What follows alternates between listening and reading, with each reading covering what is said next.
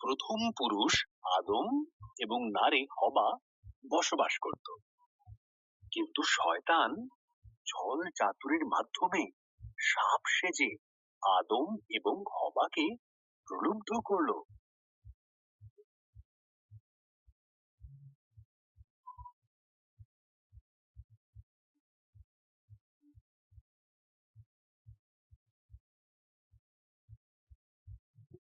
সাপ জিজ্ঞাসা করলো, এইসব গাছগুলির থেকে কি ফল খেতে ঈশ্বর তোমাদের বারণ করেছে? হবা উত্তর দিল, শুধু মাঝখানের গাছটির ফল খেতে বারণ করেছে, যদি খাই তাহলে মারা যাব।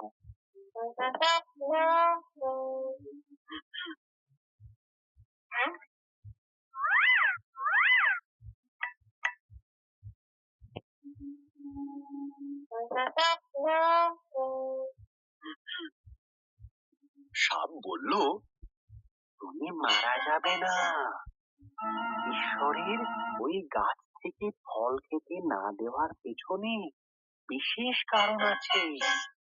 যদি তুমি খাও তবে তার মতন হয়ে যাবে। তিনি যা জানেন তা তুমিও সব জানতে পারবে।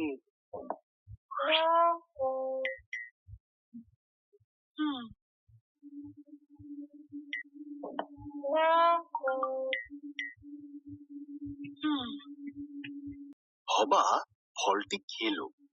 সে তার সঙ্গে আদমকে কিছুটা ফল খেতে দিল। আদমও ফলটি খেলো এবং খাবার পরেই তারা এমন কিছু জানতে পারলো যা তাদের জানা ছিল না।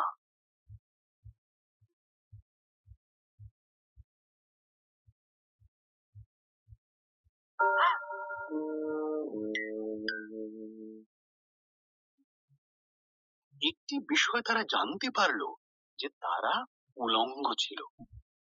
তারা পাতার বস্ত্র তৈরি করে নিজেদের লজ্জা ঢাকলো।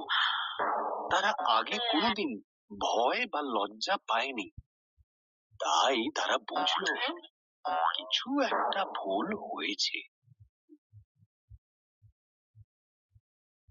ঈশ্বর ডাকলেন, আদম, হবা। আদম উত্তর দিল, আমরা লুকিয়ে আছি, আমরা উলঙ্গ।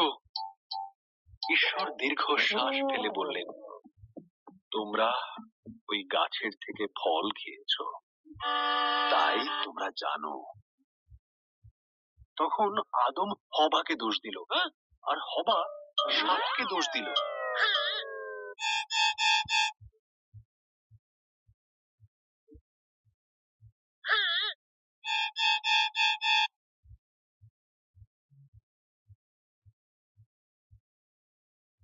ঈশ্বর বললেন, সাপ, তুমি বুকে ভর দিয়ে চলবে।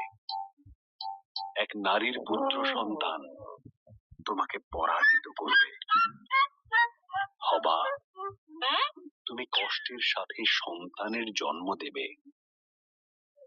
আদম, তোমাকে খাবার সংগ্রহের জন্য অনেক কষ্ট করতে হবে।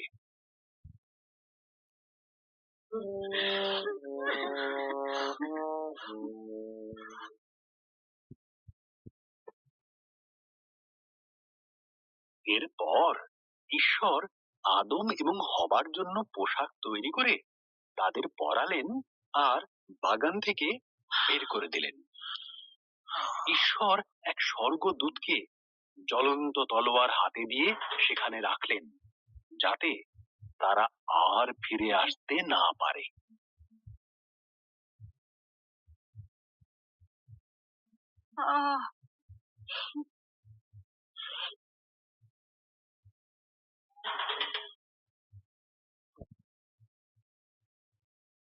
সকল বন্ধুরা টিভি স্টুডিও বেঙ্গলি কার্টুন পক্ষ থেকে সবাইকে আন্তরিক শুভেচ্ছা ও অভিনন্দন, ভালোবাসা জানাই।